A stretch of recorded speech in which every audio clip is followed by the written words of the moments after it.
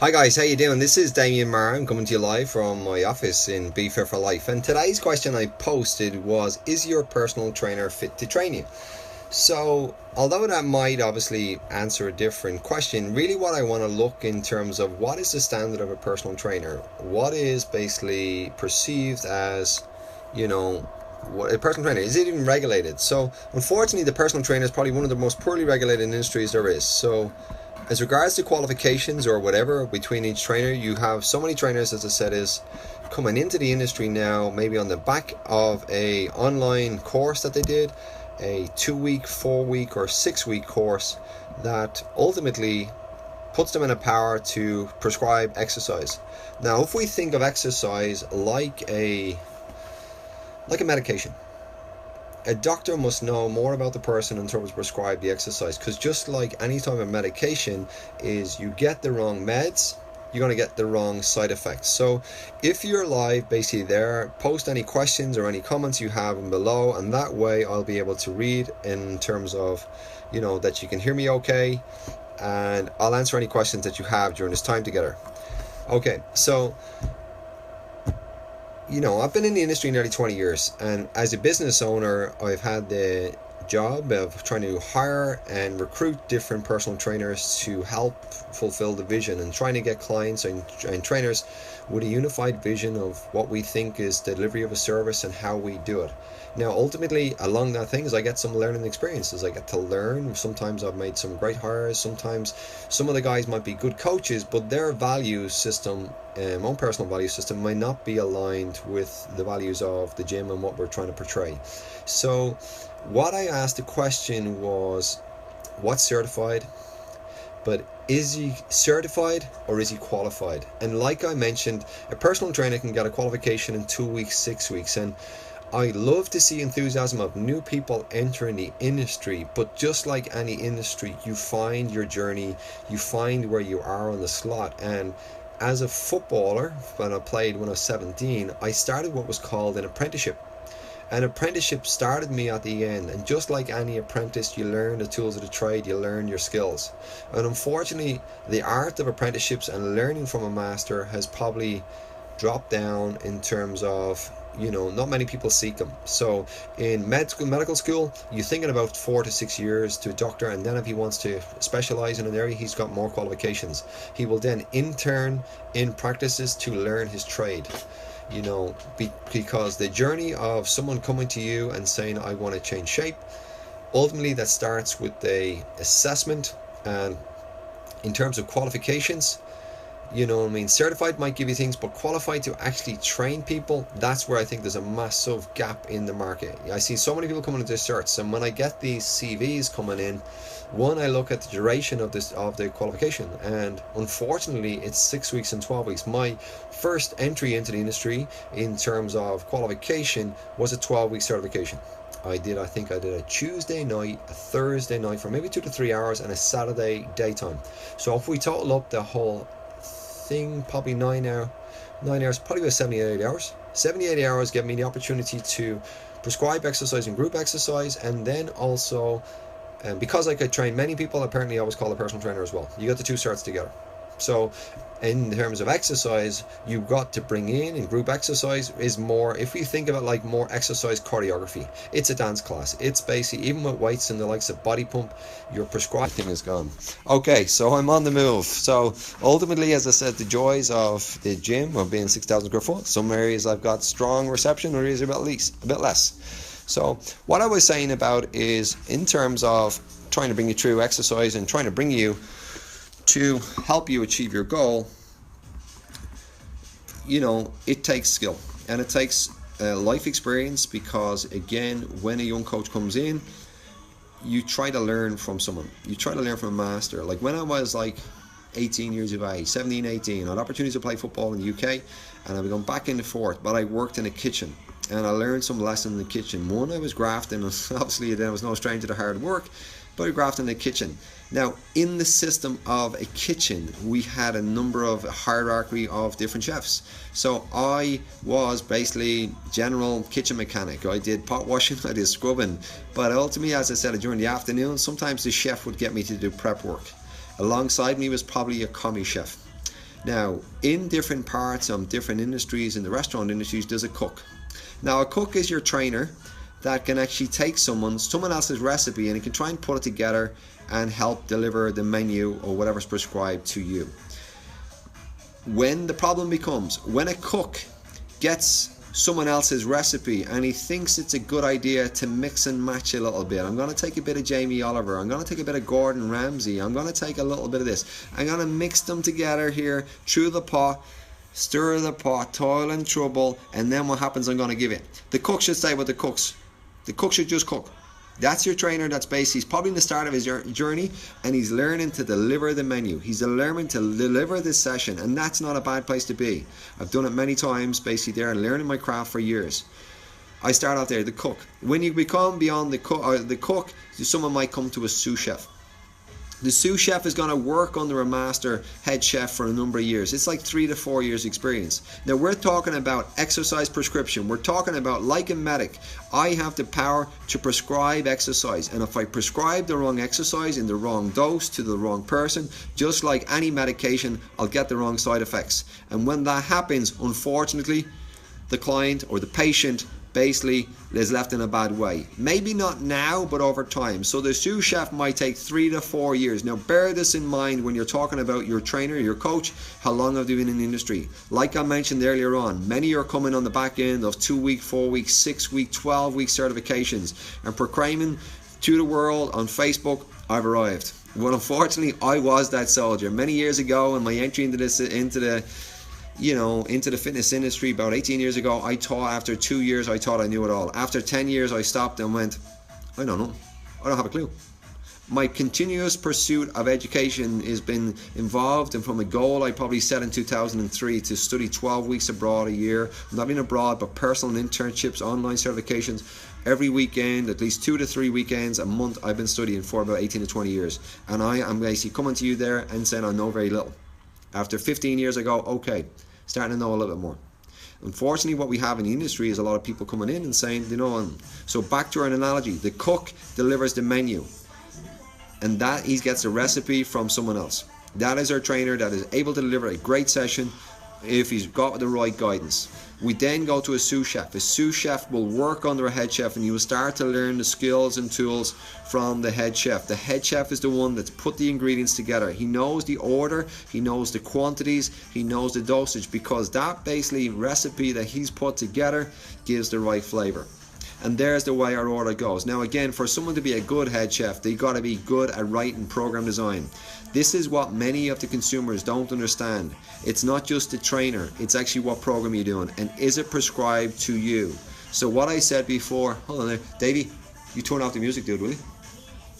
So what I said before was, what we have is, we have bathrobe mentality workouts. We've one size fits all, and unfortunately that is the one recipe. If I went into a big corporate company today and I said, here's the one recipe for today, I would have people that are sensitive to gluten, I would have vegetarians, I would have pescatarians, I would have all this. But in exercise we have the one size go on. So we've gone the cook, the sous chef 3 to 4 years, the head chef, and to be a very good head chef you need to get good at writing programs. The lost art of program design in terms of skill. And then in the country I know very few, as I said, of people that pursue the goal to be Michelin star chefs, Michelin star trainers, the guys that can actually write programs, and it's the skill of program design, getting your athlete or getting your client to peak on that time and to be able to be realistic.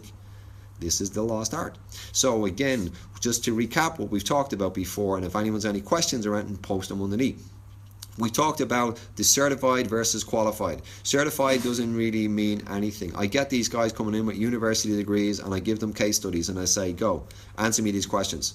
Write me a program for this. Agnes is 45 years of age. She wants to lose weight. She's got 3 kids. 2 of those are from a C-section. She has a bit of back pain from the front. She hasn't trained. She's not really sleeping well. Write me a program. This is her goal, by the way.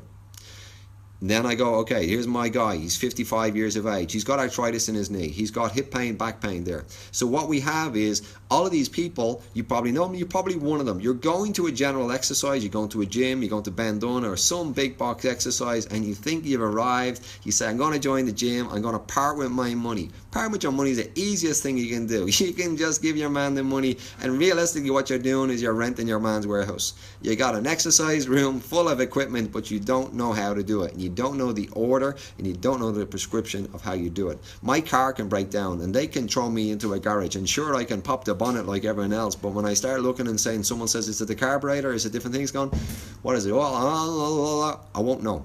I just don't have the tools and skills. And unfortunately, many people go join a gym and this is what they start. But when we're looking at the trainer, what we want to look is youth and life experience. Most of our clients here today are like 40 years of age and above. Now, unfortunately, many of the coaches that come in, basically in terms of the industry, when I look around the industry, is they're shy of life experience, and that's not a bad thing to have the enthusiasm, but unfortunately, as I said, is you got to recognize that there's different challenges that you may face. You might have a screaming kid, you might have tight for time, and counting your macros may be not one of the highest priorities you can do. So you want to align your coach and your personal trainer to the outcome you want to be.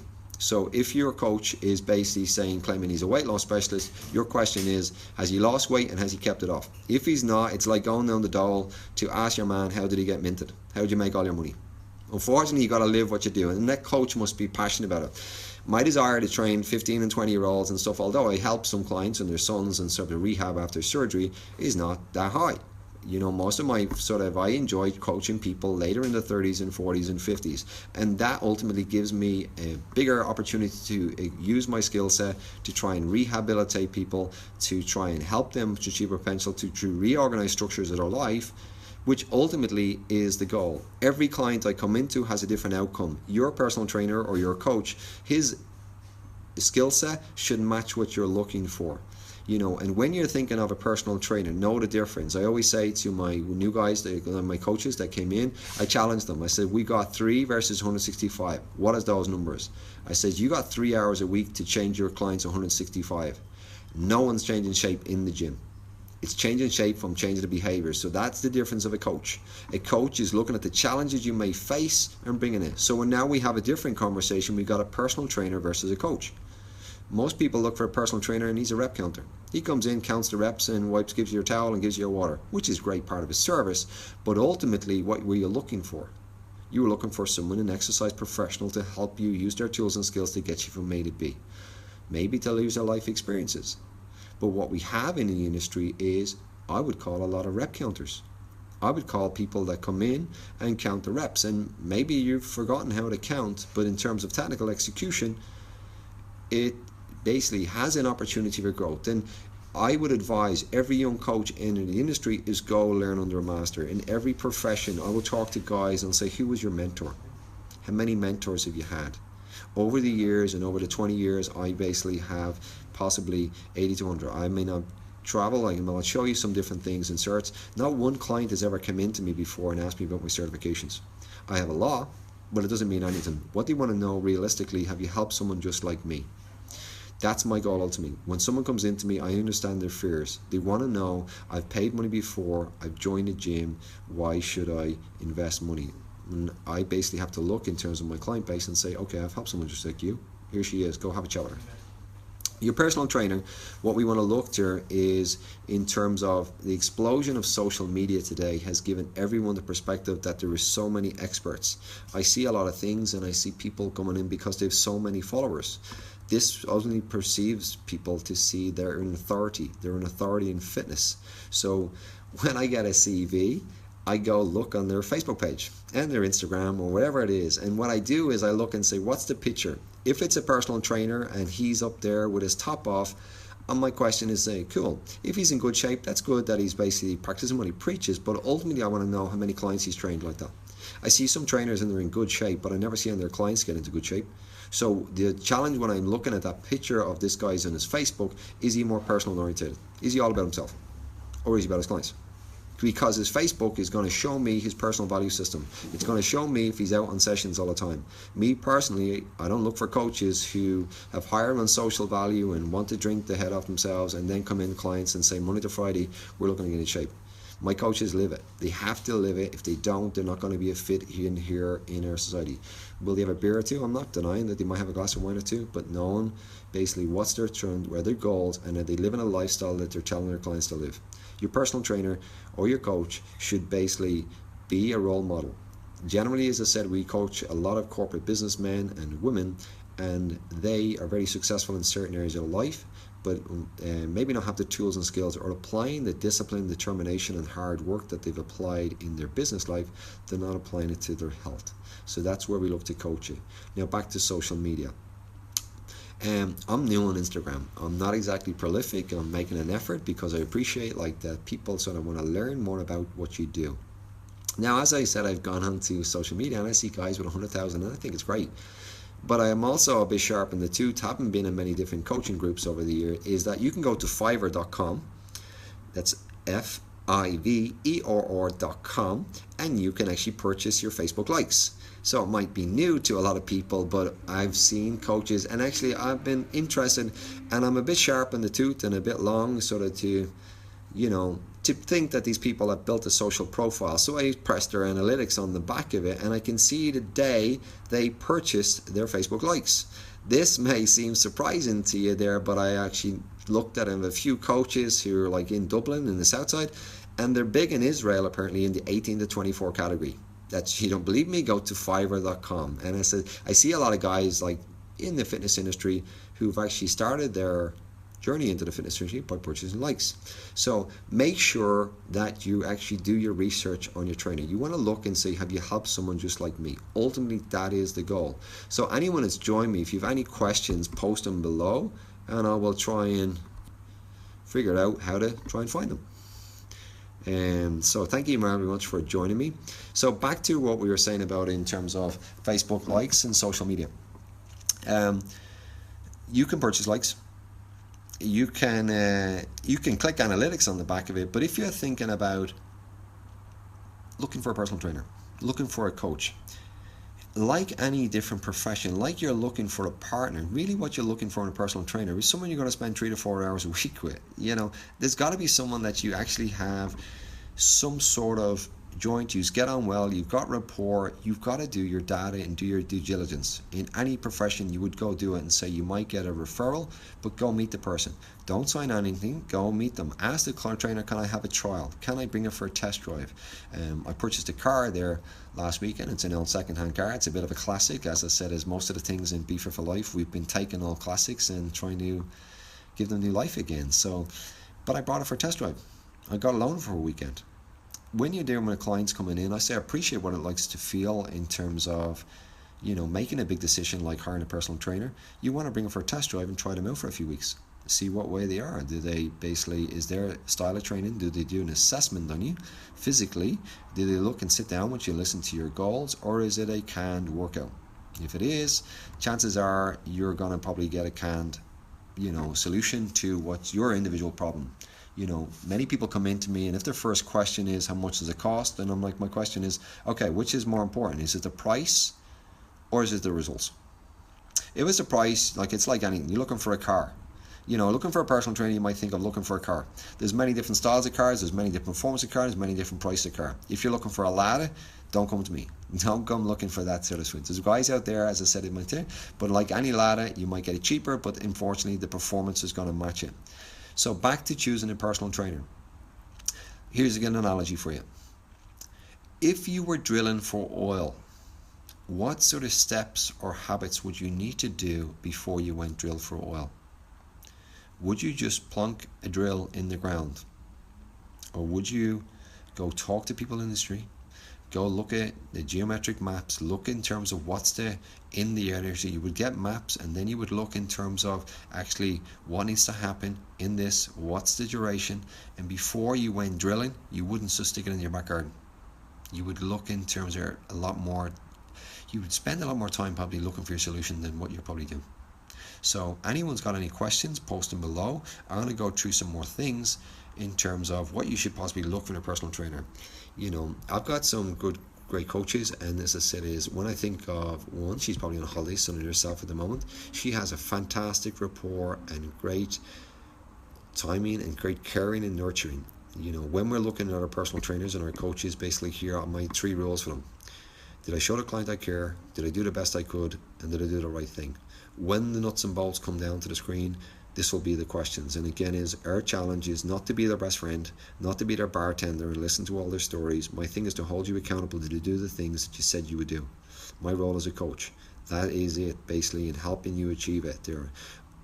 We all have somewhere in our life that we think we can do better, but unfortunately no one holds us accountable to do the things we do. A personal trainer should be that. You should be willing to have the difficult conversations, to sit you down, to have a review. How are we doing? After every 4 or 5 weeks, there's got to be a goal and maybe a review. How are we doing? When I'm looking in terms of, like I said about what's happening in the industry, in terms of what I see in terms of the social media, when I look in the back end and I'm hiring people, when coaches come into me for an interview, I ask them for a portfolio of their results. Why? You're telling me you're a fat loss expert, you're telling me you're a weight loss expert, and then, as I said, you should give me a list of all the people whose lives you've changed, and then give me the next question, are they still that way? And that was a massive thing I've done before, was looking at someone's results. But unfortunately, in the world of social media, now what I'm actually seeing, and I had a conversation with another coach this morning of a lady I probably coached 15 years ago for maybe 6 years. She has a training age of 15 years, and she's a strong lady, and she's a great work ethic. And I'm sitting there with a lunch with a guy, or for breakfast, and another guy that I coached that used to work with me that has gone out on his own, and he said he wrote programs for about 2 years. But then someone else is posting the pictures of her progress in the last 6 to 8 weeks about how he transformed her life in terms of her life. This girl has always been strong. She's always been in fantastic shape. And just because she got a photo shoot doesn't mean that that's the coach, the trainer. Other sort of things I see in the industry is someone gets some results, and I know basically a lady, she lost 30 pounds with a coach out in Lucan before she started working with different coaches, because I look into the industry and I talk to different coaches and I'm at seminars all the time. And then during that time, she probably gained 2 kilos, but because the client had a before photograph of her previous trainer, the next trainer claimed the results. So it is a minefield. Ultimately, when you're looking for a coach, my thing is sit down. Like any interview, you don't go meet your wife or your husband at the bar on the first day. You sit down and you get to know them, you get to learn about them, and probably sit a few things. Don't dive in. If you've got 20, 30 kilos to lose, or 15 kilos, if we look at about a pound and a half in a week, you could be talking about the guts of a year. That's somebody going to spend time with 3 to 4 times a week for the guts of a year. If it's about results, ultimately you want to hold someone who's accountable to you. It's not just about making you tired. That is easy. That is not. A personal trainer will light a fire in you, under you. A real coach will light a fire within inside you. And my thing is all the time is, how can I move a client from feeling they need to be motivated to do the stuff they don't want to do to feeling inspired? Inspiration is something I can light inside of you, that obviously when you understand why you're training in the first place, then there's less people pushing you to do stuff you don't want to do, and you feel inspired. Now ultimately my measure, as I said, is coaches and different parts is, can I get my clients empowered to take their control of their life in the 165 hours in the gym? Can I make them so passionate about exercise when they go to holiday, they're not thinking of a break from holiday, they're actually passionate about exercise and they want to make it part of their life? So when you're looking at that, is my biggest concern all the time when someone's embarking on exercise is, one, I want to be honest with them. I want to know their full history about it, but I'm going to tell them how long it takes. It's not going to be 4 weeks. It's not going to be 6 weeks. I call the gym Be Fit for Life. Not Be Fit for 4 weeks, 6 weeks, 8 weeks, summer party, Christmas party, hen party, all of those different parts. Ultimately, I want to empower the tools and skills with you to keep there. So if anyone's got any questions there, post them there below, and hopefully I'll be able to figure it out how to look at them. But really what I want you to think about is deeper. Never jump into your personal training session unless you get to know. Look at the track record. Ask them for the portfolio results. Sit down and look at the life. Some might have different pros and cons. Do they have a team of therapists along the way? Some people need a team with, in the ultimate include maybe a coach, life coach, psychotherapist. There are many different challenges that are possibly holding you back from the results that you need in terms of, do you have a team, do you have a chef, is the meal prepared? I don't know what your challenge is, but all of these should come in the conversation. One of the biggest questions your coach can ask you is looking at your goal, looking at why it's important to you, looking at possibly the coach I would be looking for is the coach that's asking you, where can this go wrong? And has he come up with some sort of strategy to overcome the challenges you're going to face along the journey? Because that's a coach that's thinking alongside it. He's thinking about there. He's thinking beyond the exercise program. He's thinking beyond the reps and the sets, which you think it's all about.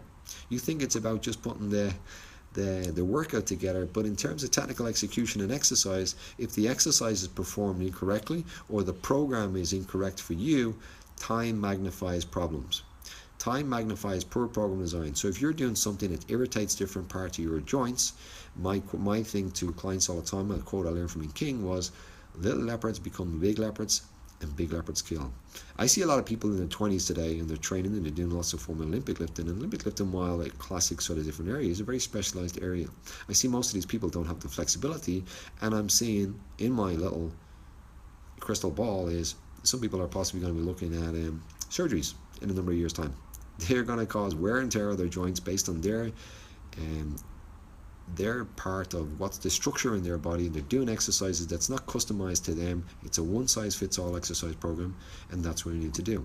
So I'm going to tie it up here. I'm going to basically put it in the end. Hopefully I've given you some thought for things. A certified coach does not mean he's qualified. And just because you've got certifications along the way doesn't mean it is all good. It's great to see coaches, because I'm always looking and saying, what's the pattern? I ask them about, like, what's the last books he's read, what's the last courses. And when I see breaks in their education, and I see 2 to 3 years, and I see all this sort of stuff coming through, I'm asking what happened. Just like you would in terms of if you're hiring someone, you'd be asking them and say, right, I still notice here that you haven't worked for 3 years. What would you do? So with your clients, you want to be asking them in terms of, with your personal trainer, okay, well, when was the last course you did? What books are you reading? These are the questions I ask trainers when they come in. Tell me about it. Oh, well, I did a course about 1.5 years ago, 2 years ago. I'll say, well, that's interesting. So is that continual education? One of our core values is continual education. The industry is growing so much. More information is becoming live. And in terms of what we did 18 years ago and we thought we were deadly has changed. What we ate back then in terms of things, although I said I always ate fresh food, there's nothing there. It's been instilled from my sort of parents from the country, I knew no different, is the information in terms of what is in terms of science, but not only science. So we get these guys as well, that's another great point, is these guys that are very college educated, MSc, different things, and PhD, and it's great, but the question is if they spend some time in the gym. Have they lived in the gym? Have they done the 60, 70, 80 hours a week? When I was in Westwood, basically many years ago, I was pretty much 6 in the morning till 10 at night, and I was coaching about 70 to 80 people a week. I've done a lot of time, and I still continue to be passionate about what we do. When you're talking about education and stuff like there, I mentioned about courses. I'll put these up. Really, I had space. I had space on the wall. I took on another 6,000 unit, and I said it was part to acknowledge the people that I've learned from. I've learned from many people and coaches, and I'm always working to actually say to them and say, no, you taught me this. Thank you very much for sharing your knowledge. I mightn't agree with them now as part of my journey because I've earned the right. I've moved from cook to be the head chef to work towards being Michelin star. I've questioned the guys, and so some of these guys had big reputations, but now I've earned the right to question them based on my time in the gym experience and the people I've helped through that time. You should ask your personal trainer the same. Show me his education. Show me the patterns, show me if there's gaps in his education, show me the books he's read, and actually show me his portfolio of clients. You have got to do your work, and the buyer beware. It is an industry, as I said, is going in. You have to be looking and sort of going with an open mind and actually saying, well, am I going to get in a relationship with this person? I'm not going into the bar tonight, whatever like this, and say, I'm going to meet my next ex-wife. You're not going to the bar and you're going to marry someone basically after that point. You want to get to know them, do your work, all the parts around it, and hopefully you've picked up a few tips from here today. But what I want you to think about is do your homework. Don't look for the cheapest. Like any in life, you get what you pay for. If you're looking for the cheapest, well, basically, that's what you got. You're probably going to get the results. Someone there. If you're a young coach and you're watching this, go find a master. Go learn from someone you mentor. Every trainer that comes in here, or different coaches I meet at seminars, I ask them, who is your coach? I don't have a coach. Why don't you have a coach? Oh, no, I don't need one. I'll show them me. I said, really? I said, I got a lot of guys up like you up my area. I'm from a working class area and I grew up in different ones. I said, like, they sell drugs, but they don't tell the drugs that they're selling. You know, there's like a different ones there, like you're doing there. So you don't know what you don't know.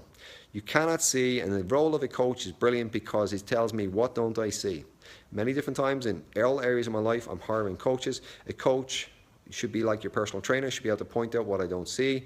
And then the more you reveal to yourself and the truth, the more you start to expand the windows and start to realize your potential. There are some thoughts, again, different parts in him there. If your personal trainer is there, ask him about his different coaches, ask him about different mentors. If he has none, the problem is we're stuck in a sort of one way of thinking. You know what I mean? You want to go and question, I'm all the time questioning what I think I know. And then I'll go study with other people just to contradict what I thought I know, just to see, can I see both sides? The true barrister, the true solicitor can see both sides of the equation. There's not a religion out there, or most people treat their family training like a religion. They treat their nutrition like a religion. My religion's better than your religion. We're all individual, but you've got to look and see, what am I looking for? Is the coach receptive? The best program for you is the one that you'll do, and the best program is the one that's tailored to you. If it's a cookie cutter approach, probably not solution. If it's a chef delivering the menu, or if it's a cook delivering the menu that a head chef is given, that's great. Because the head chef is uses time and experience to look at muscles and exercises that have created muscular balance within your body to help you get the results in the most safest and efficient manner. That's what you've got to be looking at. Well, this is Damien coming to you live from Be Fit for Life and saying that picking your personal trainer, do your homework. Make it like it's a rapport. Make sure you've got rapport with them. Make sure you've met them a few times. Bring the training for a test drive and say, well, listen, I'm not ready to commit now because I don't know what you do. You wouldn't buy a car in the parking lot and just look at it and say, I want to pick it. If it does, as I said, is you'd be hard find in terms of different ones. You don't go meet your next ex-wife at the bar in one. Bring them for a test drive. See what it is. Go see a few different options and then see what's the right one for you. But ultimately, ask them if they got a portfolio. Ask them, can you talk to some of their current clients? Ask them, basically, all the different questions you would do if you're looking to buy a house. You're not drilling for oil in the back garden just by throwing it down. You do your maps, you do your research, and then if you do it well enough, you'll find a coach that works for you and helps you achieve the goals. This is Damien from Be Fit for Life saying goodbye, thanking you for your time, and listen, have a great day. Cheers.